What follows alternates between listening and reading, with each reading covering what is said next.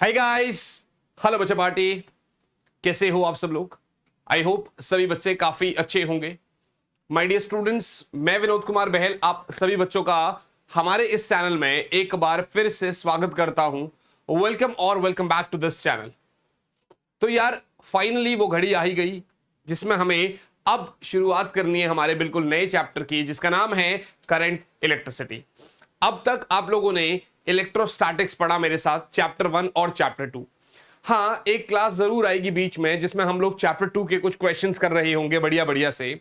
But अब क्योंकि हमें थोड़ा सा सिलेबस को आगे भी लेके जाना है, तो चैप्टर नंबर 3 जो है इसका शुरुआत करने जा रहे हैं। आज के इस लेक्चर में क्या है, आज के इस लेक्चर में हम पहले ये देख रहे होंगे कि यार करंट इलेक्ट्रिसिटी के अंदर क्या क्या पढ़ना है हमें, फर्स्ट थिंग वो। और सेकंड थिंग, इसमें इलेक्ट्रिक करंट आज पढ़ेंगे और ओम्स लॉ को पढ़ने की कोशिश करेंगे, उसके ऊपर एक दो सवाल करने की कोशिश करेंगे। तो आइए सबसे पहले यार देखो, चैप्टर को जानने से पहले आपको उसके समरी के बारे में जानना बहुत जरूरी होता है। ये जानना बहुत जरूरी होता है कि हमें इसके अंदर क्या क्या पढ़ना पड़ेगा। अच्छा, आगे बढ़ने से पहले और चैप्टर शुरू करने से पहले मैं सभी बच्चों से एक बात ये रिक्वेस्ट करूंगा कि अगर कोई ऐसा बच्चा है जिसने चैप्टर 1 और 2 करा तो है, या कुछ थोड़ा बहुत अच्छे से करा या उतना अच्छे से नहीं करा, या थोड़ा बैकलॉग रह गया है, तो उसको साइड बाय साइड कंप्लीट करते चलेंगे। और ये जो चैप्टर 3 के लेक्चर्स आ रहे हैं, जो कि आपके पास एक हिसाब से रेगुलर बेसिस पर आ रहे होंगे, इन लेक्चर्स को आपको मिस नहीं करना है। डेली बेसिस पर आपको इसको रिवाइज करना है और आपके एग्जाम्स के लिए जो है ना, यही से पूरी की पूरी प्रिपरेशन आप कर रहे होंगे। जिसकी नीड होगी वो सब मैं यहां पर आप लोगों को यहां पर बिल्कुल फ्री ऑफ कॉस्ट करा रहा हूं। हाँ, एक फिर भी उसके बाद है कि कुछ बच्चों को ऐसा लगता है कि नहीं सर, हमें तो आपसे पढ़ना बहुत अच्छा लगता है, आपसे वन ऑन वन बात करनी है, वन ऑन वन आपसे डाउट्स पूछने हैं, रेगुलर आपसे इंटरैक्शन करना है। उसके लिए डिस्क्रिप्शन में लिंक दे रखा है, आप मेरा पेड बैच ज्वाइन कर सकते हो जिसका कोड वीके आर्मी है, और हाल फिलहाल उस पे 20% ऑफ मिला, 25% ऑफ मिल रहा है। तो भाई सोच किस बात की रही हो, जाओ लिंक पे क्लिक करो और आप बैच ले सकते हो। सर कितने का होगा? 3,000 रुपए के आसपास में आप लोगों को सारे सब्जेक्ट्स मिल रहे होंगे, फिजिक्स, केमिस्ट्री, मैथ्स, बायो, लगभग एवरी सब्जेक्ट। राइट बच्चा पार्टी, वहां बहुत मजे आते हैं। डेली बेसिस पर क्लास होती है, हर 3 क्लास के बाद एक डाउट क्लियरिंग सेशन होता है। आइए शुरुआत करते हैं हम लोग चैप्टर नंबर 3 करंट इलेक्ट्रिसिटी की। तो अपने रजिस्टर्स निकाल लीजिए, बिल्कुल भी टाइम वेस्ट नहीं करेंगे हम लोग और काफी ज्यादा मजे आएंगे हमें, ठीक है ना। सो here we go, current electricity. अब तक आप चार्ज को रेस्ट में पढ़ रहे थे, अब तक आप चार्ज को रेस्ट में पढ़ रहे थे। अगले पेज पे लिखेंगे, थोड़ा सा लैग हो गया था। हाँ, करंट इलेक्ट्रिसिटी। अब तक आप लोग बेटा चार्जेस को रेस्ट में पढ़ रहे थे, बट हम अब चार्ज को मोशन में पढ़ने की कोशिश करेंगे। अब हम लोग चार्जेस को मोशन में पढ़ रहे होंगे। राइट बच्चा पार्टी, सर बात तो बिल्कुल ठीक है। सबसे पहले हमारा इसमें जो पढ़ने का काम होता है वो है इलेक्ट्रिक करंट के बारे में। सबसे पहले हम लोग इसमें इलेक्ट्रिक करंट पढ़ेंगे, उसके बाद ओम्स लॉ को जानेंगे, भाई ओम्स लॉ क्या होता है। फिर उसके बाद ड्रिफ्ट वेलोसिटी का कॉन्सेप्ट करेंगे। चौथा कॉन्सेप्ट, ओम्स लॉ और ड्रिफ्ट वेलोसिटी में रिलेशन जान लेंगे।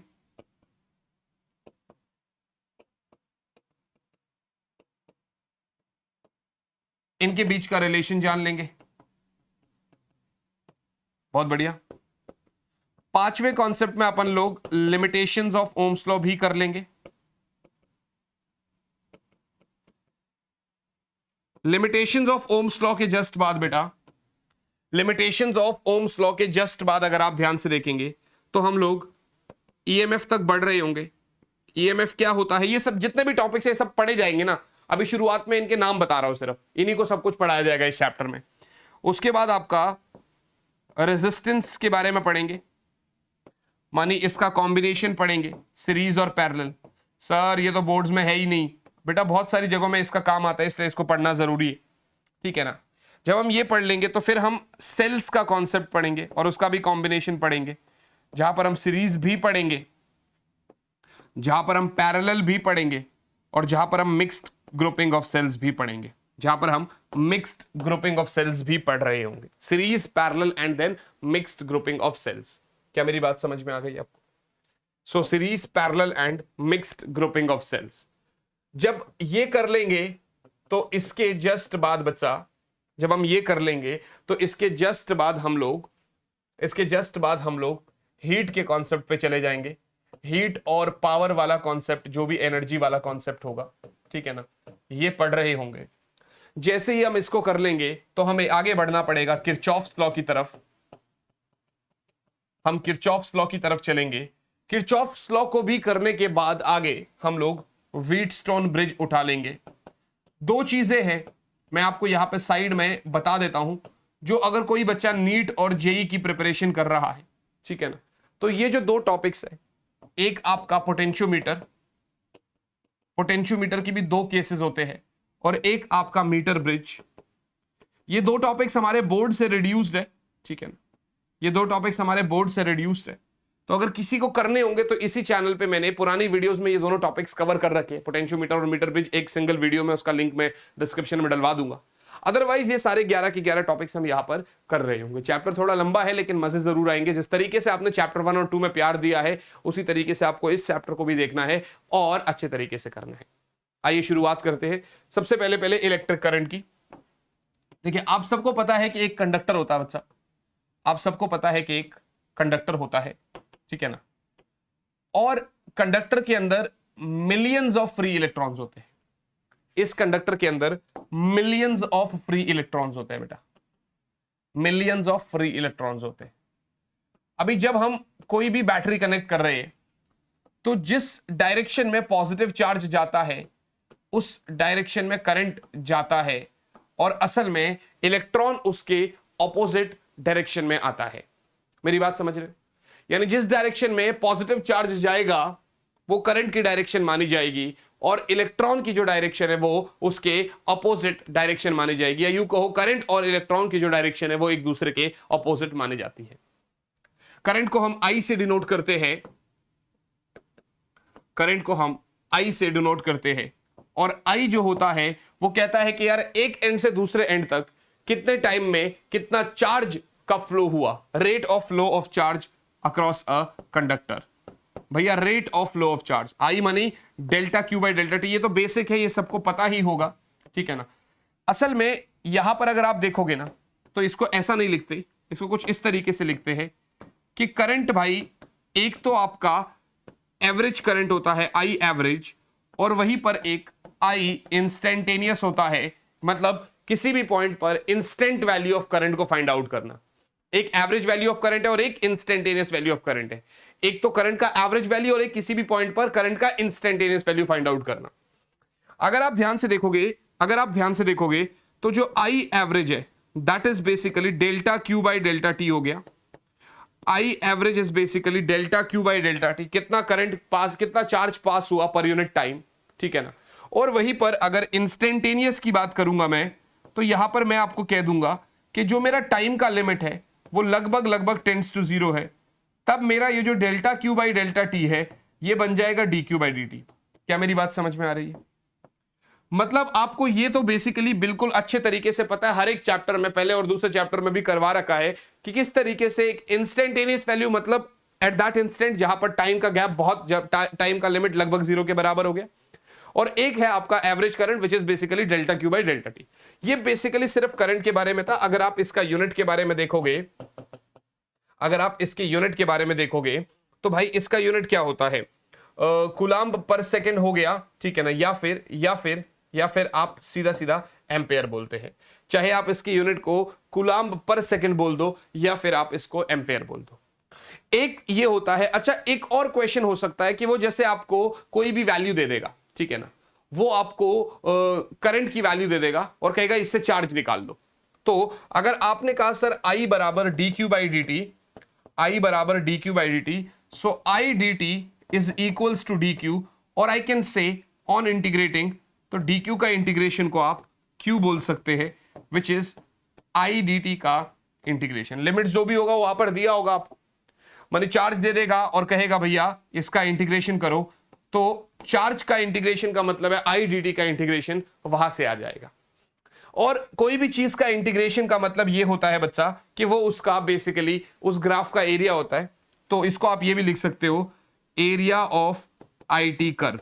इसका मतलब अगर कभी आपको कभी भी आपको करंट टाइम का ग्राफ दिखे तो उसका जो एरिया होगा वो भी आपको चार्ज निकाल के देगा। पहला कॉन्सेप्ट था हमारा करंट के बारे में। सर करंट क्या होता है?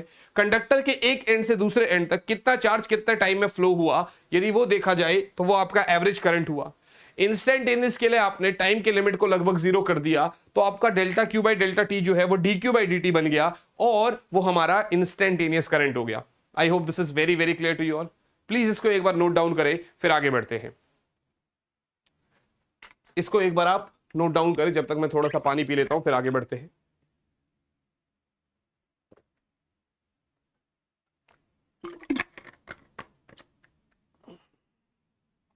हाँ जी बच्चा, अब ये तो मैंने कर लिया बेटा, अब ये तो मैंने कर लिया। हम आगे बढ़ते हैं यार। ये मेरा कॉन्सेप्ट क्लियर है भैया? हाँ जी सर, ये बिल्कुल अच्छे से क्लियर है आपका। अब हम लोग इसको आगे करते हैं। तो आगे क्या कर सकते हैं हम इसमें, ध्यान से देखना। आगे हम इसमें कर सकते हैं बच्चा आपका ओम्स लॉ। जो नेक्स्ट टॉपिक होगा that is Ohm's law. Ohm's ने क्या बताया था यहां पर? बड़ा सिंपल सा कॉन्सेप्ट है यार। इसने कहा अगर कोई भी कंडक्टर है, ठीक है ना भाई, आपने उसके अक्रॉस बैटरी लगाया, ठीक है ना, कुछ तो पोटेंशियल मेजर करेगा ये। जैसे जैसे आपका इसके अक्रॉस करंट फ्लो करेगा वैसे वैसे इसका पोटेंशियल भी बढ़ता जाएगा। या आप सीधा सीधा कह सकते हो कि sir V is directly proportional to I। बात समझ में आ गई? ओम्स ने सीधा सीधा आपको बताया कि sir V is directly proportional to I। ये हम क्लास 10th में भी कर चुके हैं। Got it guys? और अगर मैं यहां पर डायरेक्टली प्रोपोर्शनलिटी को इक्वल में कन्वर्ट करता हूं तो V मेरा बराबर रहने वाला है IR के। then I can say that V is equals to IR. If V is directly proportional to I, then I can say that V is equals to IR. सही है? Where R is the resistance of a conductor. जहां पर R क्या है बेटा? किसी भी conductor का रेजिस्टेंस है। Where R is the resistance of a conductor. I hope this is very clear. जी सर बिल्कुल सही बात है आपकी, मैं मानता हूं इस बात को। ठीक है जी। अब यार ये जो रेजिस्टेंस है ये है क्या? अगर कोई आपसे पूछे sir what is this resistance, तो यार ये वही है जैसे आपका कैपेसिटेंस था जो चार्ज को मतलब कैपेसिटेंस क्या था? कैपेसिटर एक डिवाइस था जो चार्ज को स्टोर करता था, उसकी एबिलिटी को मेजर करता था कैपेसिटेंस, कैपेसिटर की कैपेसिटेंस। उसी तरीके से रेजिस्टेंस क्या है? Resistance is the ability to measure the opposition of flow of charge। यानी रेजिस्टर एक ऐसा डिवाइस है which opposes the flow of current। अगर आप रेजिस्टर की बात करें तो इसको हम आगे पढ़ेंगे, ये कुछ इस तरीके से दिखाई देता है, ये इसका सिंबल होता है। It is a device which is used to oppose the flow of current। क्या मेरी बात समझ में आ गई? रेजिस्टेंस जो है किसी भी कंडक्टर की एक प्रॉपर्टी है जो करंट के फ्लो को अपोज करती है। अगर आप ध्यान से देखोगे सो यू कैन से it is the property of a conductor, it is the property of a conductor which opposes the flow of current, which opposes the flow of current।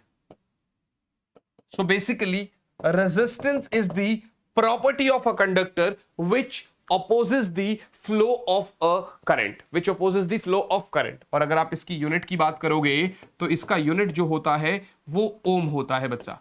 अगर आप इसके यूनिट की बात करोगे तो जो इसका यूनिट होता है बेटा वो ओम होता है, OHM ओम। यूनिट इसका क्या होता है बच्चा? ओम होता है। I hope this is very clear. Resistor समझ में आ गया? Resistance is the property of a conductor which opposes the flow of current. ठीक है ना? ओम होता है। तो अब हमें फैक्टर्स अफेक्टिंग रेजिस्टेंस जानना पड़ेगा। रेजिस्टेंस किस चीज पे डिपेंड करता है? जो फ्लो ऑफ करंट है जो अपोज कर रहा है वो किस चीज पे डिपेंड करता है? तो यहां पर आएगा हमारे पास factors affecting resistance, factors affecting resistance of a conductor, factors affecting resistance of a conductor बेटा सबसे पहले रेजिस्टेंस L के डायरेक्टली प्रोपोर्शनल होता है, मानी सबसे पहले रेजिस्टेंस कंडक्टर के लेंथ के डायरेक्टली प्रोपोर्शनल है। जितना ज्यादा लेंथ उतना ही ज्यादा आप कहेंगे उसका रेजिस्टेंस होगा।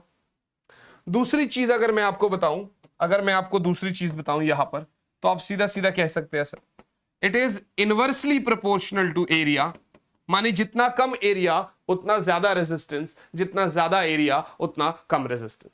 तो रेजिस्टेंस एक तो लेंथ के डायरेक्टली प्रोपोर्शनल है, दूसरा एरिया के इनवर्सली प्रोपोर्शनल है। और अगर मैं इनको डायरेक्टली ऐसे करूं तो you can say that R is directly proportional to L by ए।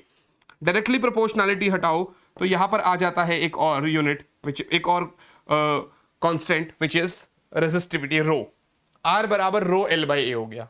यहां पर रो क्या है, rho is the resistivity, rho is the resistivity of a material, ठीक है ना। कंडक्टर पढ़ रहे हो तो कंडक्टर बोल लो, रो क्या है, मटेरियल की रेजिस्टिविटी है। बात समझ में आ रही है? देखिए रेजिस्टेंस लेंथ पे भी डिपेंड कर रहा है, एरिया पे भी डिपेंड कर रहा है, माने डायमेंशंस पर डिपेंड कर रहा है रेजिस्टेंस, ठीक है ना।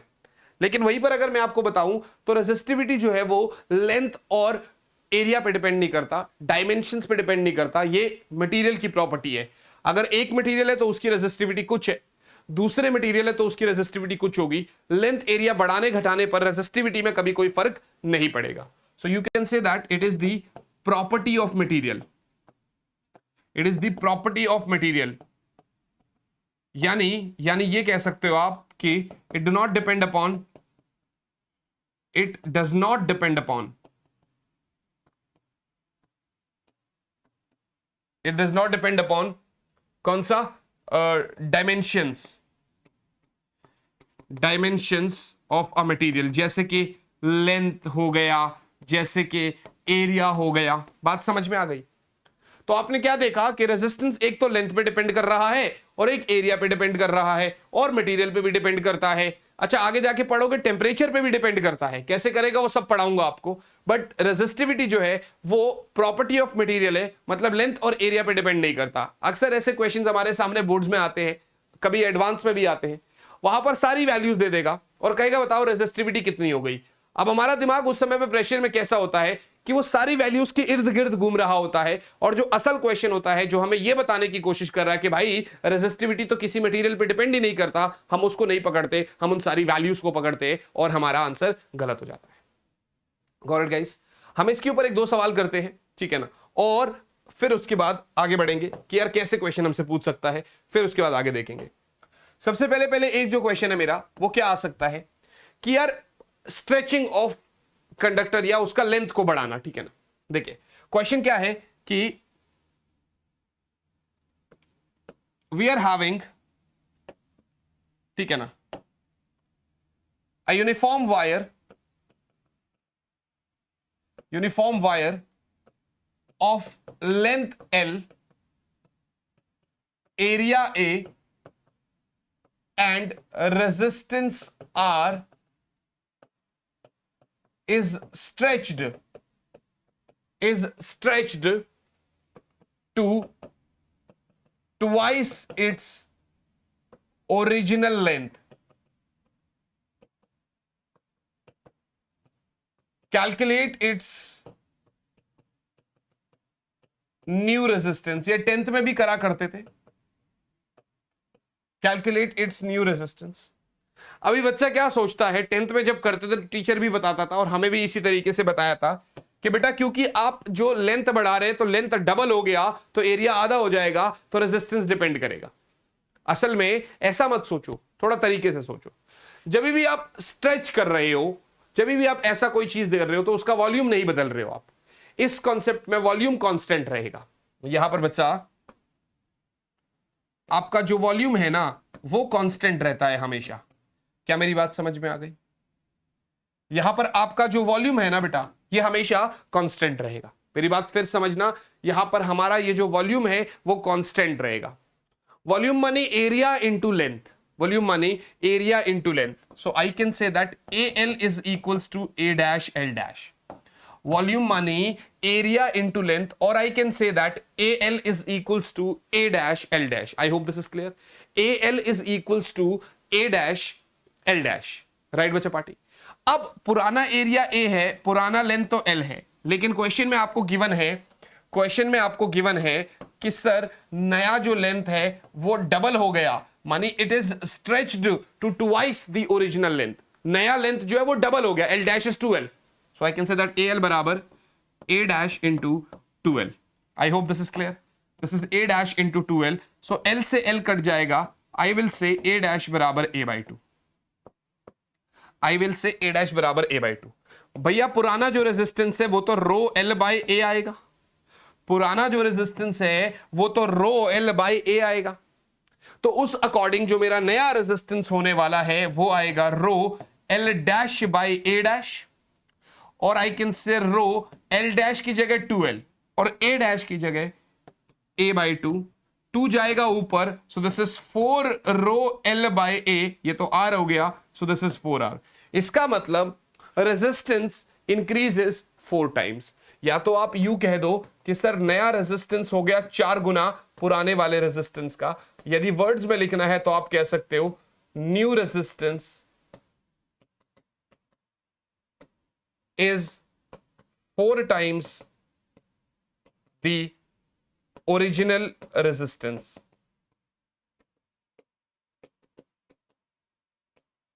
क्या मेरी बात समझ में आ रही? कॉन्सेप्ट समझे आपने क्या किया? उसने कहा भैया मैंने लेंथ को डबल कर दिया, उसने कहा भैया मैंने लेंथ को डबल कर दिया। मैंने कहा ठीक है, अब आपने लेंथ को डबल कर दिया तो उसके कॉन्सेप्ट के हिसाब से मैंने वॉल्यूम तो चेंज नहीं हो रहा, तो मैंने वॉल्यूम को कांस्टेंट मान लिया, मानी एल को ए डैश एल डैश, जो पुराना वॉल्यूम है और जो नया वॉल्यूम है दोनों को बराबर कर दिया।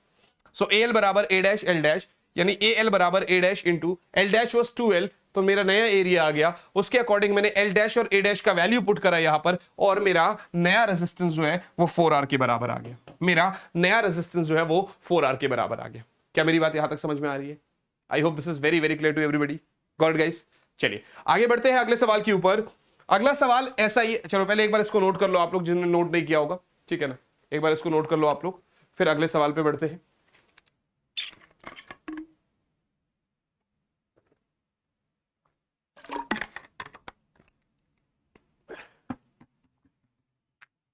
अब अगला अगर आप ध्यान से देखोगे तो यहां पर हम क्या क्वेश्चन करने वाले हैं, सेकंड क्वेश्चन को यहां पर हम पढ़ने वाले हैं कि हम परसेंटेज के अकॉर्डिंग चेंज करने वाले हैं। ये बड़ा प्यारा क्वेश्चन है, ये आपका नीट का PYQ भी है और ये काफी प्यारा क्वेश्चन है, ध्यान से देखना आप। अगर आप इसको देखोगे तो यहां पर वो कहता है कि a uniform wire having length L, area A and resistance R is stretched such that its length increases by 10%. Such that its length increases by 10%. Find the percentage change in the resistance of a wire. अभी जितने भी बच्चे इसको देख रहे हैं बच्चा इस वीडियो को, मैं सभी बच्चों से एक रिक्वेस्ट करूंगा, इससे हमारी थिंकिंग पावर बढ़ती है, इससे हम क्वेश्चंस को करने की क्षमता बढ़ती है हमारी। आप लोगों से रिक्वेस्ट करूंगा आप लोग प्लीज वीडियो को पॉज करें।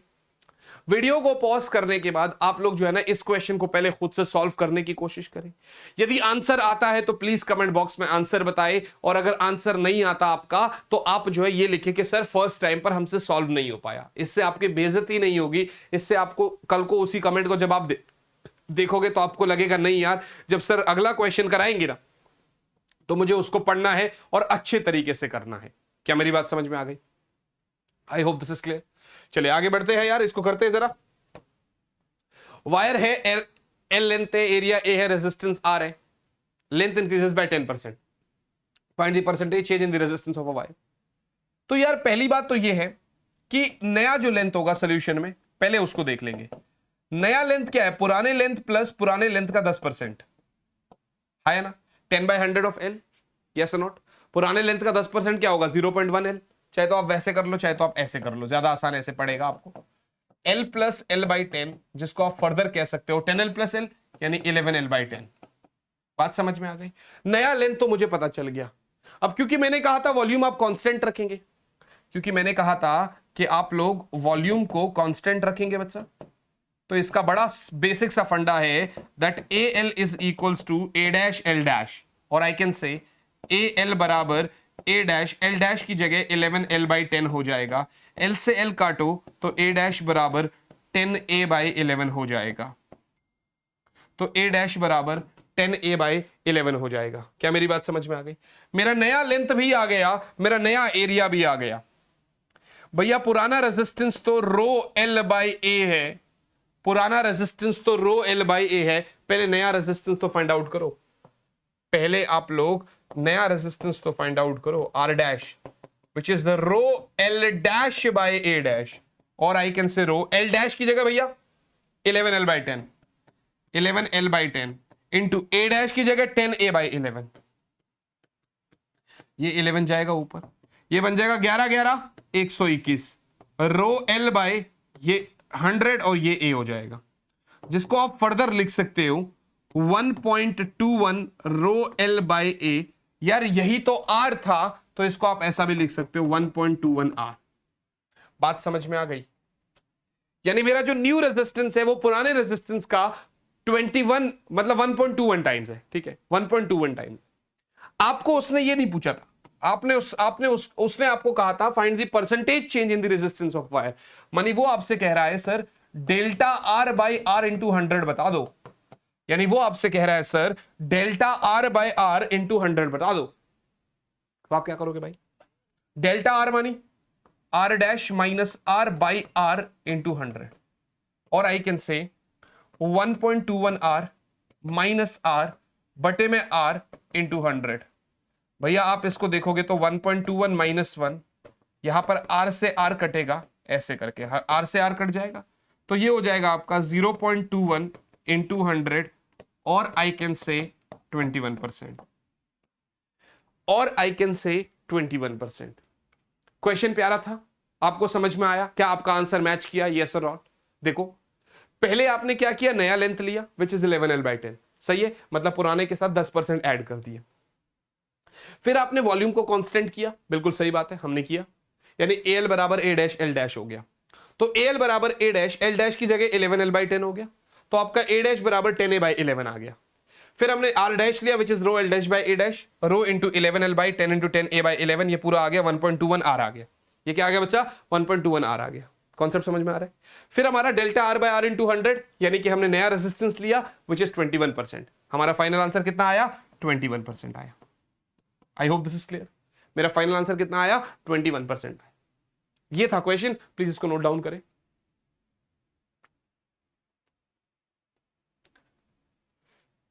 ये था आपका पहला टॉपिक, यानी अगर मैं यहां से आपको बताऊं, यानी अगर मैं आपको यहां से बताऊं, तो आज हमने एक हिसाब से ये कॉन्सेप्ट कर लिया, ये कॉन्सेप्ट कर लिया, ठीक है ना। अब अगली क्लास में आप पहले ड्रिफ्ट वेलोसिटी पढ़ेंगे, ड्रिफ्ट वेलोसिटी के बाद फिर इन दोनों का रिलेशन पढ़ेंगे, ठीक है ना। तो दो चीजें हमने कर ली, बीच में हम बहुत सारे क्वेश्चंस भी आपको लगवाते रहेंगे और काफी अच्छे तरीके से पढ़ते रहेंगे, मजे आते रहेंगे हमें, ठीक है ना। अगर आपने अभी तक चैनल को सब्सक्राइब नहीं करा है या लेक्चर को लाइक नहीं करा है, तो प्लीज आप लोग लेक्चर को लाइक करें, और यार 2-3 दोस्तों के साथ इसको जरूर शेयर करें, ताकि उनका भी कुछ भला हो सके, उनका भी फायदा हो सके। बाकी आज के लिए मैं इतना ही बोलूंगा आपको, मैं आपसे मुलाकात करूंगा आपके ही नेक्स्ट सेशन में। तब तक के लिए यार all the very very best बच्चे party, bye guys, bye and yes, Jai Hind.